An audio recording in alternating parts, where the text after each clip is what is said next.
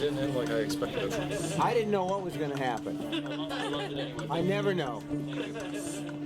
Are you gonna have that tattoo? I am. Yeah. Stephen King is one of America's most revered storytellers. Thank you. He's published over 50 novels, which have sold more than 350 million copies, not to mention inspiring some of Hollywood's most horrifying films.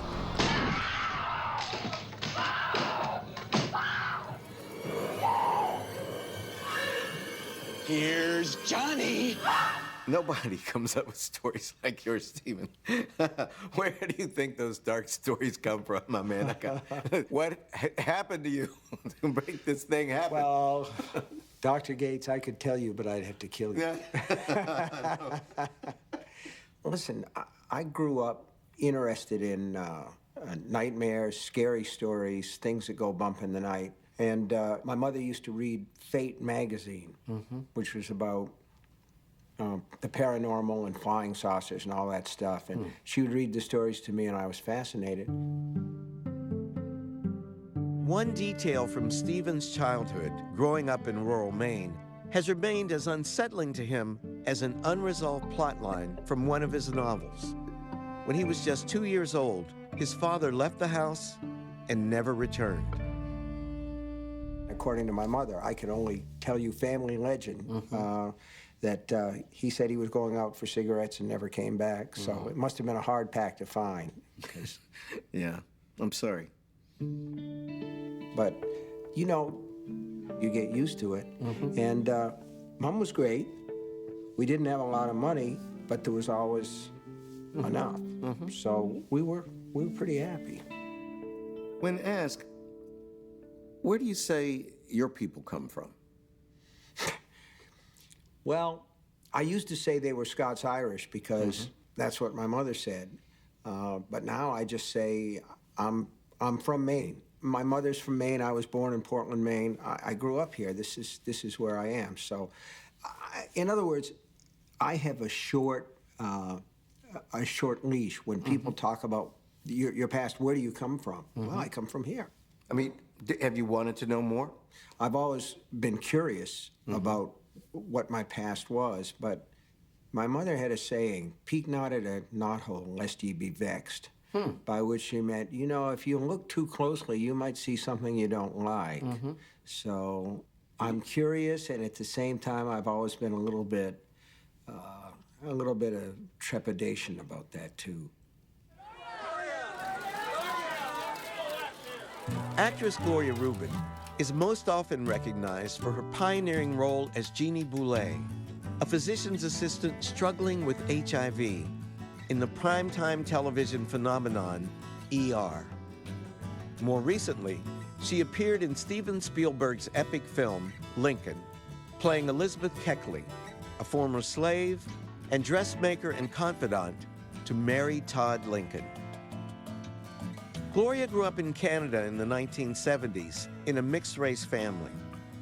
As a young woman trying to break into theater and film, she was often forced to confront questions about her identity. Oh, You look stunning. God. Absolutely beautiful. what is going on? Miss Black Ontario. Let me tell you, there were some people who thought I wasn't black enough Really? because I was mixed race. From black people or white people? From both. From both? Yeah, absolutely. Did you experience any racism? Yes, I remember specifically on my walking to school one day and being spit on by two boys and Really? called the N-word. I was 7. Oh, my God. I remember that vividly.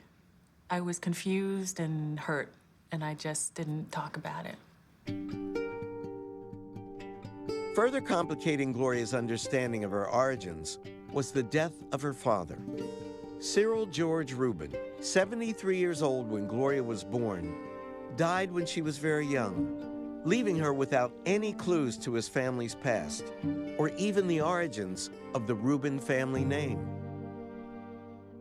You said that your mom didn't even know Cyril's parents' names. Now, I find that completely I know. unfathomable. Why do you think that was true? Well, I don't know why that's true. Maybe he didn't want to talk about it. You know, maybe it just wasn't important Yeah. to my mother. I don't understand. Then you really start wondering, okay, that's when the question of, okay, well, where do I belong then? Where do I fit? Even though in my head, I know obviously I've come from somewhere, in my heart, it's always been a lonely kind of feeling.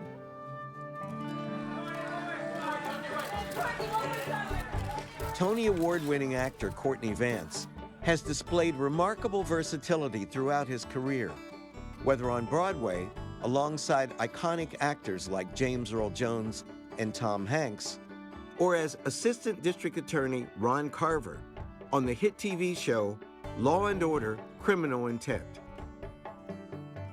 Today, Courtney and his wife, fellow actor Angela Bassett, live in Los Angeles, where they're raising their 2 young children.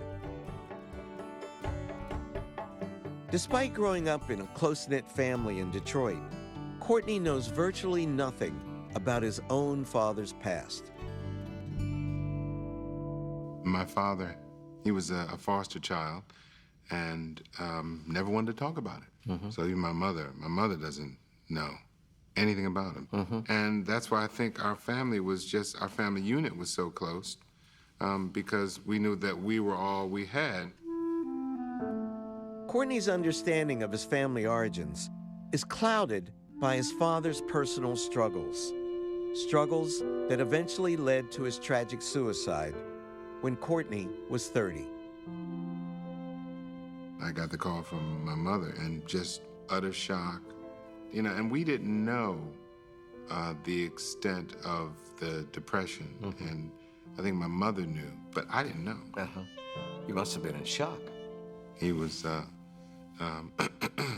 he asked me, you know, shortly before he died, who were my heroes? I said, you are, Daddy.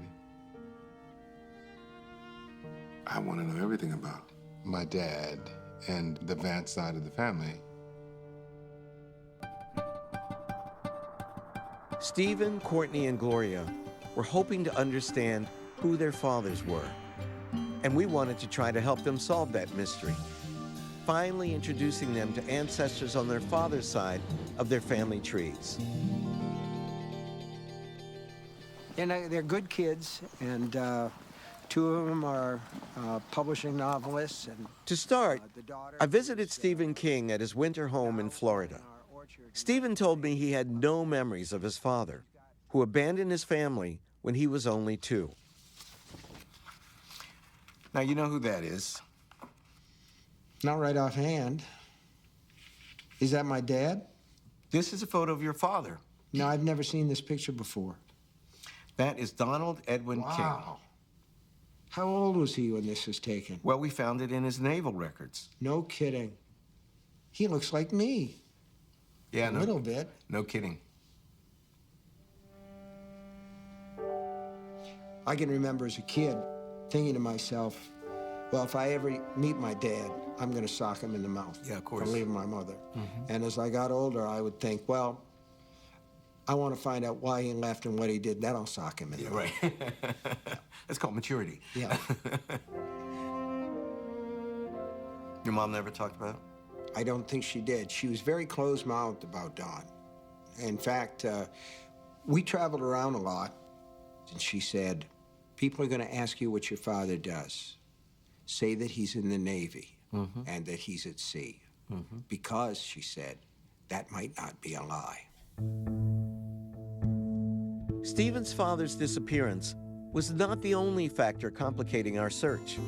There was also the issue that King turned out not to be his father's real last name.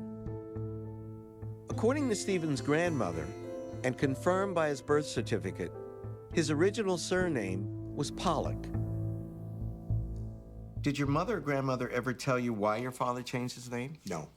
There's very little that I know about any of these people because there's a pretty clean snip when my father leaves. And as I say, my mother kept her mouth shut about a lot of this stuff. Well, we searched every archive that we could, but we found no official name change recorded. Your father went by the name of Donald Pollock when he was 16 years old. But by the time he was 23, the next record we found, he was Donald King. So the origin of the surname King remains a mystery. Have you ever thought about that famous American author of 15 novels, Stephen Pollock? No. Doesn't have the same ring to it.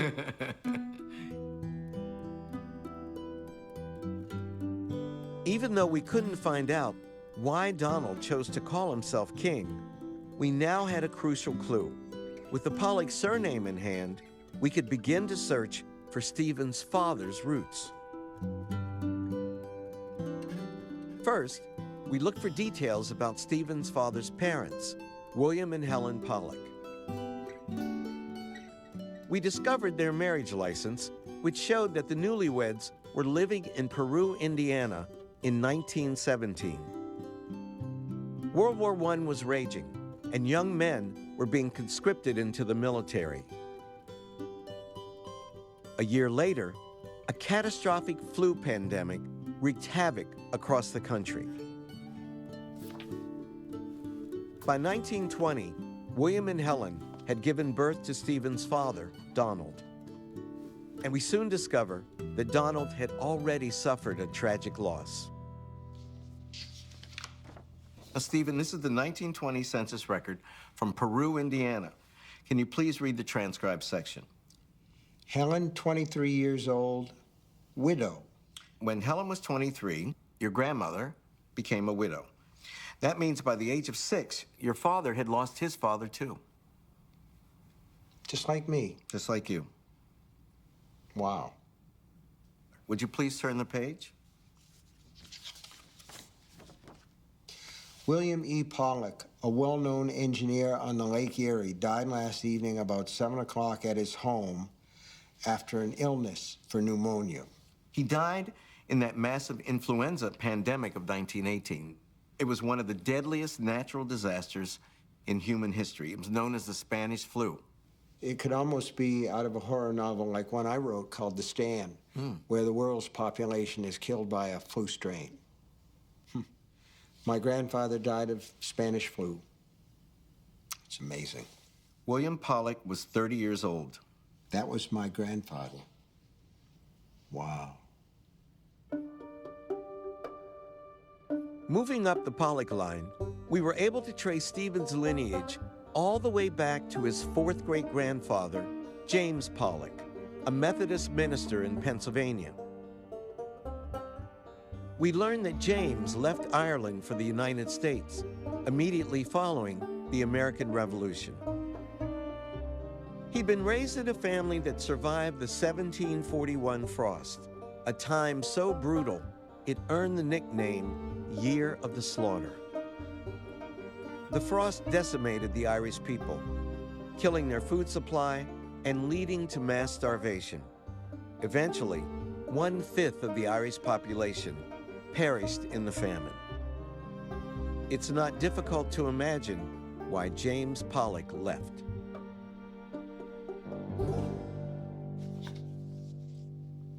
This is a chart showing your father's father's family, Stephen, the Pollocks. Wow. What's it like to see all those generations restored to you? Makes them real. It makes them real. You see that there's a real foundation underneath you. Did you know that you had paternal ancestors from Ireland? I never knew, but I always thought to myself, you look like an Irishman, you know, and you've got the Irish imagination. I don't know how much of that is true, and you've done this more than I have, so that you probably have a better guess, but I've always had that appreciation for fairies and ogres and boggarts and things of that nature, so that sheds a lot of light. Good. But here's the thing that I bet you also know, is that the information always leads to more questions, where you say to yourself, yes, but I want to know.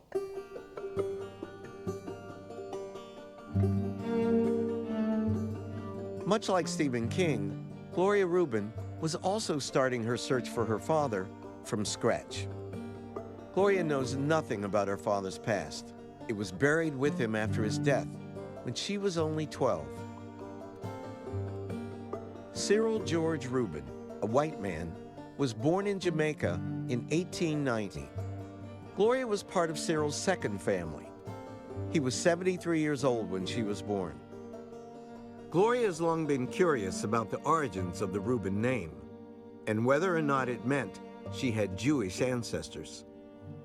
I believe that, from what my mother said, Reuben being my last name. I know sometimes Reuben is more often spelled R-U-B-I-N or R-U-B-E-N for the Jewish. But Reuben sandwich is R-E-U. Exactly, there's the Reuben sandwich. So your mother told you were part Jewish, that your father was Jewish? Yes. Did she know for sure, or is she No. making it up? Do you think you are? Yes. Are you a Jewish wannabe? You want to be Jewish? That's funny. I've never thought of that before in that kind of context, but no, I guess, I have to, I want to believe that because that's what I've been told. Gloria's father's past was a blank slate. He left behind almost no paper trail. No one even knew the names of his parents. Piecing together his family tree was going to be one of the most difficult assignments we'd ever had. We started with the one clue that Gloria was able to give us. Her father, Cyril George Reuben, had been married prior to his marriage to Gloria's mother back in Jamaica. Well, Gloria, this is an article that was published in a Jamaican newspaper, very famous, called the Daily Gleaner, in 1945. And it's about your father, and that's him there. When he was 55 years old, and he was visiting Jamaica with his first wife, named Muriel. Did your father ever talk to you about Jamaica, his life there? No. I don't think I've ever seen a photo of him at that age. Through this article, we discovered that Gloria's father, Cyril, had a brother named Percival Nathan. We dug into Percival's records and found that he'd listed his mother as a woman named Florence Gabay. By digging more deeply, we were able to make the connection between Florence Gabay and Gloria. Now, Gloria, this is the birth certificate for a child born to Florence Gabay in 1890. Cyril, my father. So you just met your grandmother, Florence Gabay. Wow. Whoa. But look at that birth certificate again. He's listed with no surname. He's just listed as Cyril. Right. Because there's no father listed on the birth certificate, it reinforces what we suspected. Your dad, Cyril, and his brother, Percival, were most likely half-siblings. They shared a mother, but not necessarily the same father.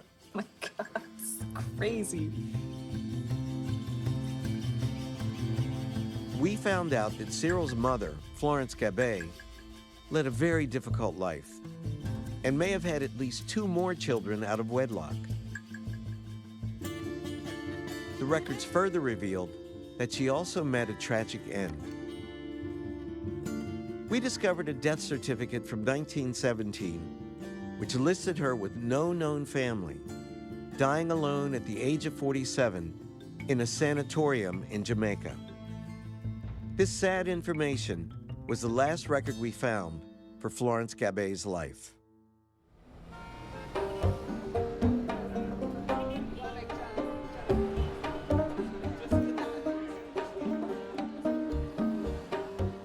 I decided to go back to Jamaica to track down the lost identity of Cyril's father and trace the origins of that Reuben family name.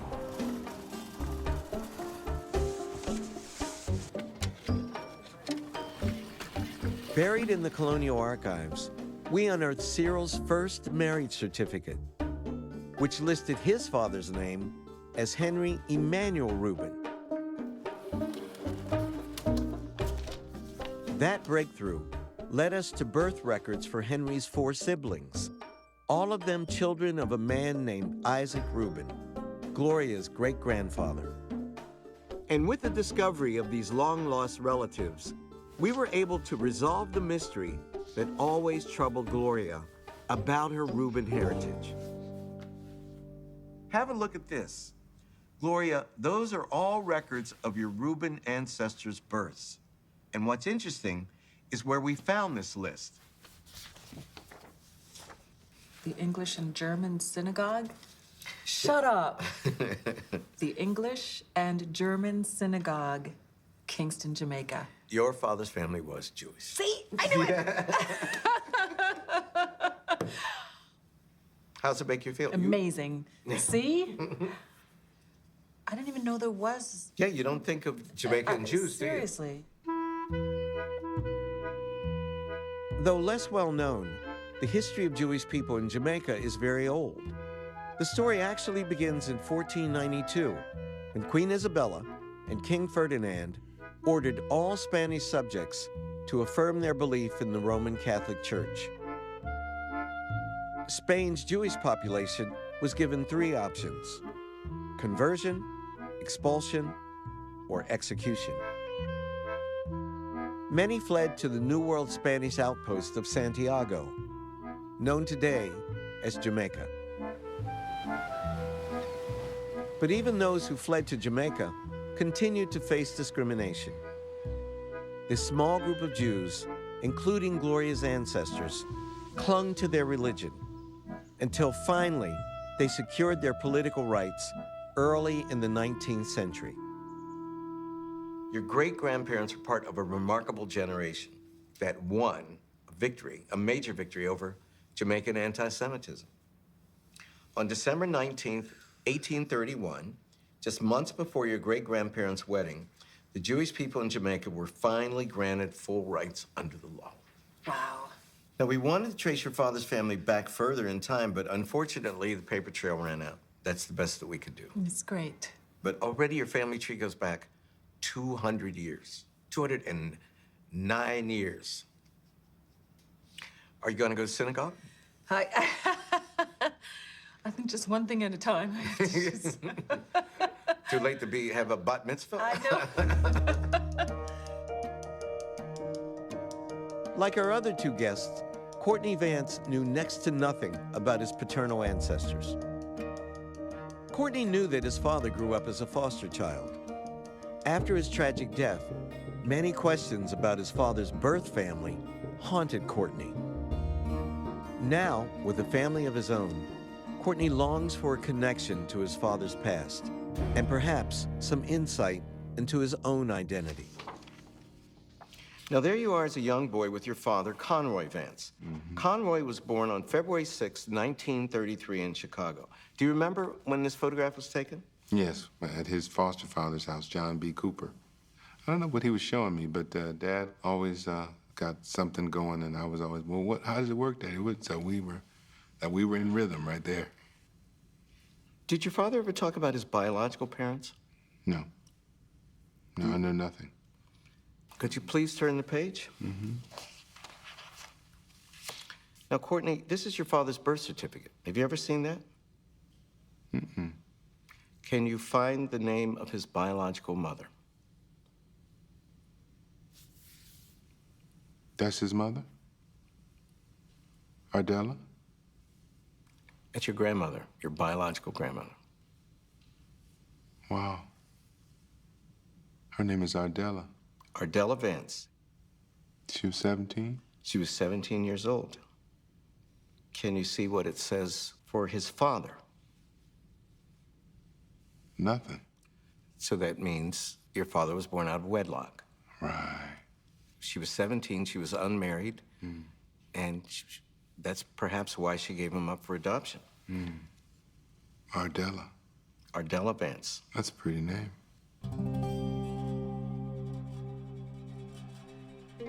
We wanted to know more about Ardella, so we turned to our most basic starting point, the United States Federal Census. We were puzzled that there was no trace of Ardella in the census records, so we gave the local newspapers a try. And here, we discovered a very unusual story. Now, Courtney, this article was published in the famous Chicago Defender on October 1st, 1932, 4 months before your father's birth. 17-year-old schoolgirl, Miss Ardella Vance, accused a minister of being responsible for her delicate condition, Reverend Richard W. Warren. Have you ever heard this story, Courtney? No. Ardella sang in the choir of the Reverend Richard Warren's church on the south side of Chicago. And Courtney, it was quite a scandal. Reverend Warren was a very prominent member of the Chicago community. He was 50 and he was married. And your grandmother testified that he brought her to an apartment several times and had sex with her. What happened? Well, let's see what happened in the case. This ran 2 months after your father was born. Pastor freed on paternity charges. A scientific impossibility for a man to be the father of an 11-month baby freed the Reverend Richard Warren. The Reverend didn't deny that he had had sex with your grandmother, a teenage girl, but he wasn't on trial for that. He was facing paternity charges. So the court ruled that he wasn't the father of her child because, you see, the dates didn't line up. You do the math, like it says, that would have meant an 11-month pregnancy. So he got off scot-free because of the timing. This is very painful. I know it is, and I'm sorry. So he was saying that's somebody else. He was saying it was somebody else. Even though we couldn't establish who Courtney's grandfather was, we were able to learn much more about his biological grandmother, Ardella. We told Courtney how Ardella's paper trail led us back to Arkansas, to a family of poor, struggling farmers. Ardella had lost her own mother before she was 2 years old and went on to live a peripatetic life, bouncing back and forth between her father's new family and various other relatives, until we find her in Chicago as a 15-year-old schoolgirl and pregnant, 2 years before Conroy was born. That poor baby. She bounced around Ardella. Nobody raised her right, so she didn't know no better. Just looking for love. Looking for love.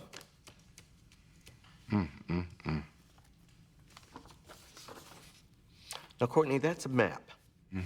And it shows the distance between the house in which your grandmother Ardella lived when she gave birth to your father, Conroy, and the house of the Coopers, his adoptive parents. It's literally right around the corner. Wow. You see how close it is? 1, 2, 3 blocks. Wow. So I wonder if he knew her. He was close enough to be able to. Yep. Just around the corner. I mean, basically, at a certain point, your father could have gone for a walk. And even if See he his didn't know, mom. he would have walked past his real mother's house.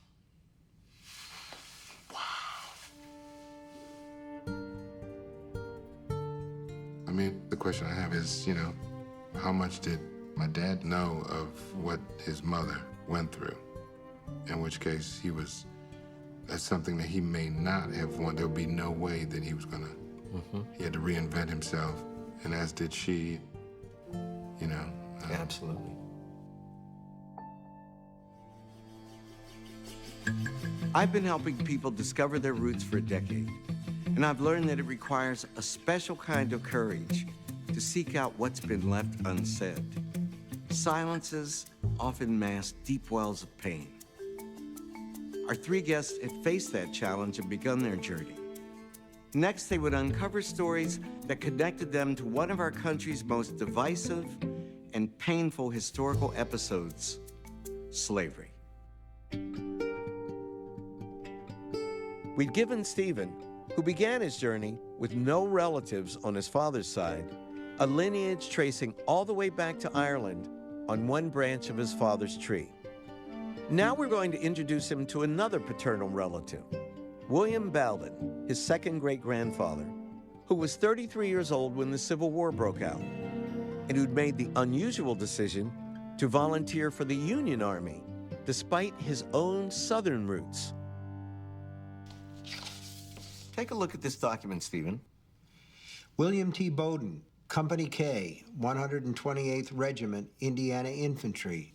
36 years, height 6 feet, tall for that time. That's right. Complexion dark, eyes black, hair black. Where born? Kent County, Tennessee. Occupation, farmer. You can almost picture this guy, right? Yeah. How does it feel to see that your ancestor served in the Civil War? I'm amazed, I don't know if I should be or not, because a lot of people did serve in the Civil War, but it's more interesting to me to know that I have Southern roots. Oh, really? Yeah, and I had no idea of that.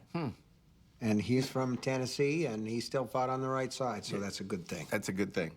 But that's not all we found. Wow. Now, Stephen, this group of military documents shows that William was one of 6 brothers to serve in the Union. 6? 6, you could count them. John F. Bowden, Enoch Bowden, Elza Bowden, William, Raleigh, and James. And you had no idea about this? Southerners signing up for the Union Army were unusual, although not unprecedented. Their loyalty to the Union was often born out of economics, feelings about slavery, or simply their love of their country and anti-secessionist beliefs. We discovered that the father of these 6 Union soldiers, Enoch Bowden, was Stephen's 3rd great-grandfather. And this gave us some clues as to why Stephen's ancestor chose to fight for the Union in the first place. Enoch was born in the South in 1801, but in 1836, he abruptly moved his family north to Indiana, where he served as a leader of the Methodist Church and a judge. Why do you think your ancestor moved his family from Tennessee, right, out to this frontier? Why move to Indiana? Any ideas? Oh, if I had to guess, I might guess that they just saw a good deal in another part or wanted a fresh start. All kinds of possibilities. Could you please turn the page? Yeah. This is a page from a book published in the year 1901, and it's about the pioneers Oh, of my this God. county, Jay Oh, County. my God. Look at this. Good for them. Enoch Bowden and his wife, like many others, left their native state on account of slavery there. How about that? It's good. That's good. It's good. Something to be proud of. It's better than turning the page and finding out he left because he shot somebody in a barber shop. In 1830, Tennessee was a huge slave state. Almost 20% of its population was composed of slaves. Did you know that? No, I didn't. Can I believe that maybe they didn't like it on a moral basis? Of course. Yeah, and as a matter of fact, you're absolutely right. As a Methodist, Enoch may very well have opposed slavery Right. on That's moral what I and was gonna religious say. ground. How about that? Pretty good guy, Yeah, I think. yeah. Methodists in the North and the South had long been divided over the issue of slavery. By 1845, the discord forced an acrimonious split, and the Civil War only intensified the bitterness between the two sides. Stephen's ancestors' beliefs had been profoundly tested, and ultimately, they'd made courageous choices. How does it make you feel to know that these ancestors on your father's lines had such a purchase on American history? You know, what I make of it is just sort of, I'm kind of set back on my heels by this whole process. It's a little bit like having a stage and having somebody turn on lights on different parts of the stage so that you can see things you never saw before. A lot to contemplate. A lot, a lot. The dark history of slavery touches many of our guests in the series in some way. Discovering which side an ancestor took on this divisive issue, or locating the name of your ancestors who actually served as slaves. These confrontations with the truth of the American slave past can be quite emotional. But very few times have we ever plumbed the depths of slavery and discovered what we unearthed for Gloria Reuben. We'd already introduced Gloria to her white Jewish relatives on her father's side of the family. Now we wanted to introduce her to the black relatives on her mother's side of the family. For this, we headed straight back to Jamaica. Remarkably, we were able to trace her mother's family back 5 generations, where we discovered the names of 2 of her slave ancestors, Thomas Higgins and Elizabeth Martin, Gloria's third great-grandparents. The Jamaican slave registries allowed us to make a very rare breakthrough, one that most African Americans can only wish for. This is a Jamaican slave register from the year 1817. Can you read that name? Leonora. Leonora is your great-great-great-great-grandmother. Oh my God. But can you read the transcribed line? Leonora, 50 years old, African. That is your original African ancestor. But you found her name, her age, and her birthday. Nobody has found that. Nobody.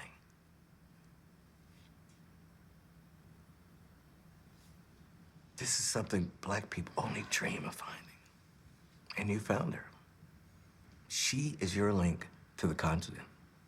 She came here in the Middle Passage.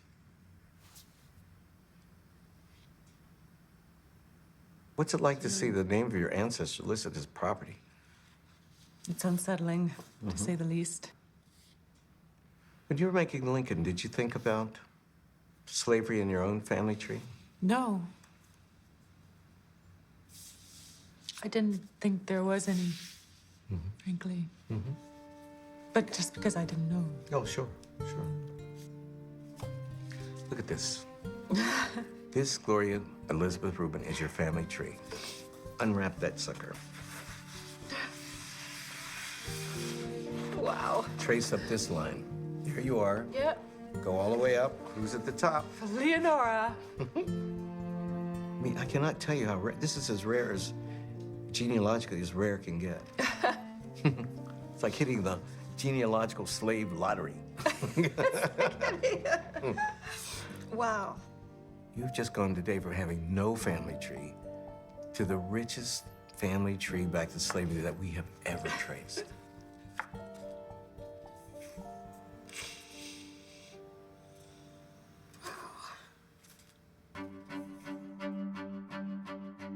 Gloria's ancestors had taken us on an unprecedented journey, from Jamaica all the way back to Africa.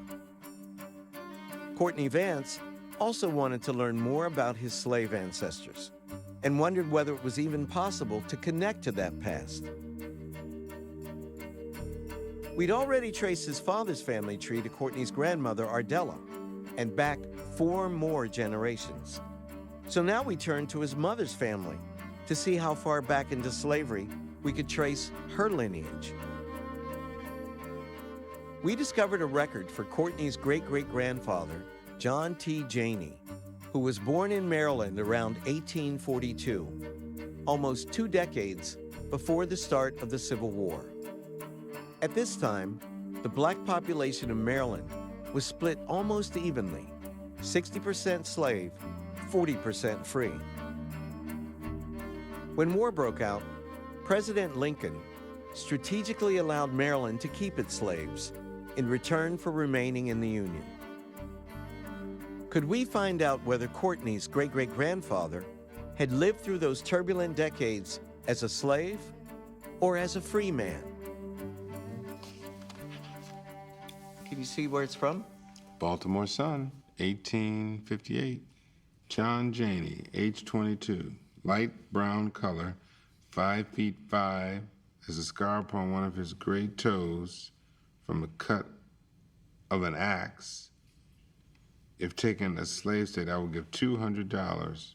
Joseph Griffiths. Do you know what this means? What are they talking about? It means that your ancestor, John Janey, was a runaway slave. And that is the ad to get his black behind back. So he took off. He split. Right. He is a slave. We found him through a slave advertisement. How did you find this? This was in the paper. In the paper. John Janey. Wanted man. Got famous. Negro ran away. On the run. Now, this is a page from a very famous book called The Underground Railroad. Your great-great-grandfather is in this book. All the runaways who passed through the network. goodness. Could you read the passage? My goodness. September 10th, 1858, John Janey, color, brown, well-formed, self-possessed, and intelligent. Yeah, must be in the genes, brother. Right? He says that he fled from Master Joseph Griffiths of Culver County, Maryland. He referred to his master as a man of 50 years of age with a wife and 3 children. John said that she was a large, portly woman with an evil disposition. Runaway slaves were presumed safe if they crossed the Mason-Dixon line and made it to the north. But all that changed when the Fugitive Slave Act of 1850 required Northern citizens to return runaways. So what happened to John T. Janey once he reached the Union side in 1861? John Janey, the 22nd Regiment of the United States Colored Infantry. He served in the United States Colored Troops. Wow. You ever see Glory? Mm-hmm. He was there. To actually know that my great-great-grandfather was in the colored troops. Mm-hmm. Wow. The Emancipation Proclamation officially gave black soldiers, including former slaves, the right to fight for the Union and to bear arms in combat against white Confederate soldiers. And Courtney's great-great-grandfather, John T. Janey, was one of nearly 9,000 black men from Maryland who served in the United States Colored Troops. How does it make you feel? Very proud. Very, very proud. This is a photograph of Lincoln's funeral procession. Was the regiment there? Your great-great-grandfather's regiment marched in the funeral. He was there in the Lincoln processional. Look at that. Somewhere in that photograph is your great-great-grandfather. Wow. My head is spinning. And it's mind-boggling. He was in the Union Army and he was a runaway. Yes. In the procession for Lincoln's funeral. Yes. It's like the trifecta, man. Oh. So I want you to take a look at this, my brother. This is your complete family tree. I have mine framed in my kitchen. It's yours to take away today. Those are your ancestors that we were able to find. Look at that. And when you walked in today, how many of those people had you heard of? Maybe 1 or 2. On my mom's side. And look at this tree. These are all your father's ancestors that we found. This is amazing right here. It's amazing.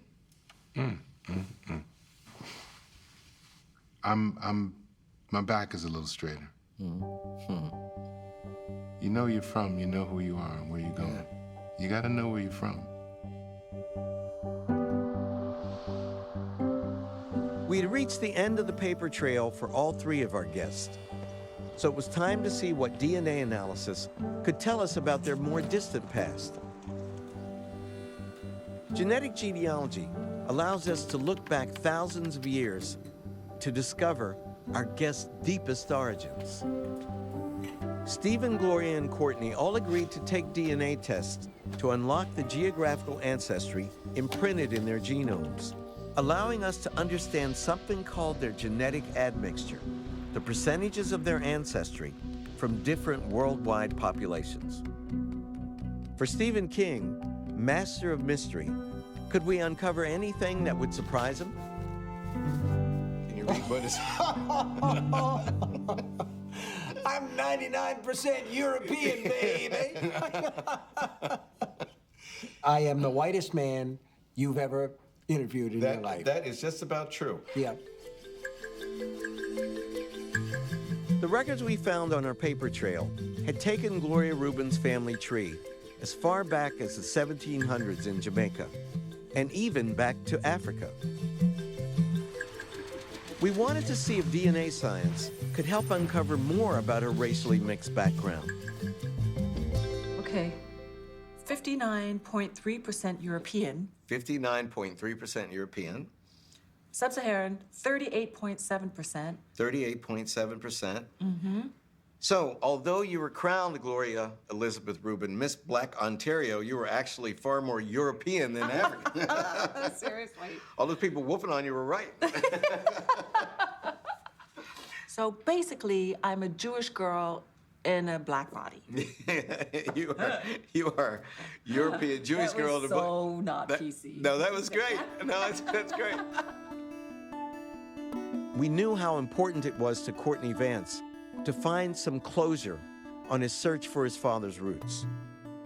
His grandmother Ardella's paternity case had indeed been closed, but somehow the 11th-month pregnancy defense used to clear the Reverend didn't satisfy Courtney, and it didn't satisfy us. Remarkably, some 80 years later, with the advances of DNA science, we could help him conclusively answer the question that had haunted Courtney about his father's paternity. Well, Courtney, we were able to locate a descendant of Reverend Warren, and they agreed to take a DNA test to see if it matched yours. Would you please turn the page?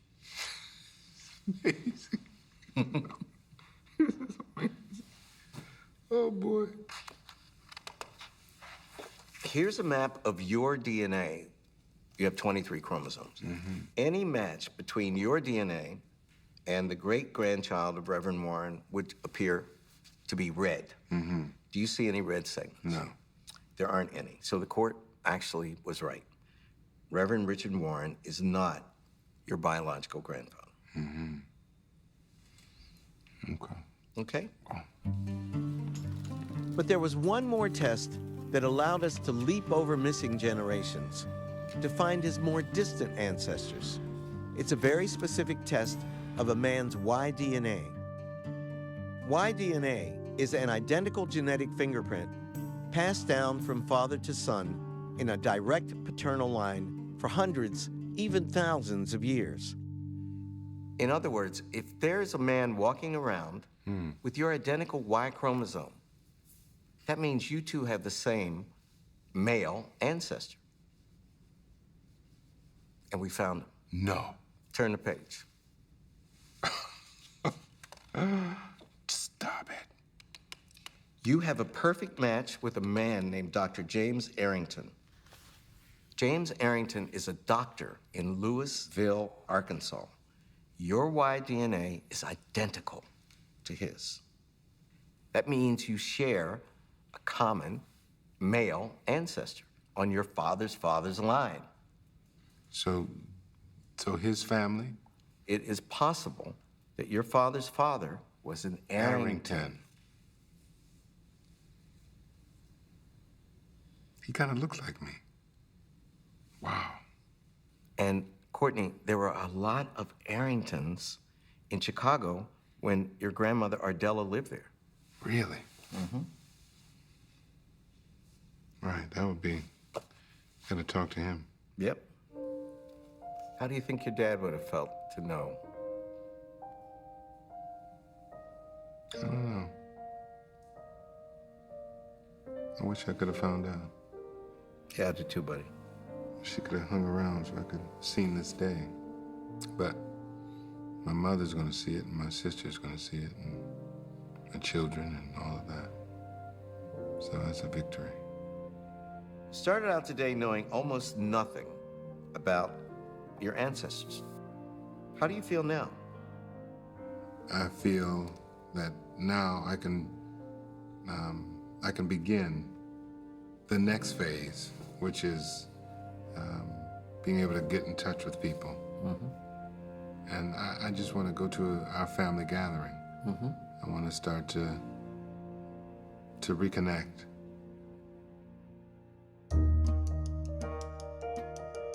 As you can see with our three guests tonight, the power of genealogy to connect us to our past can be personally transformative.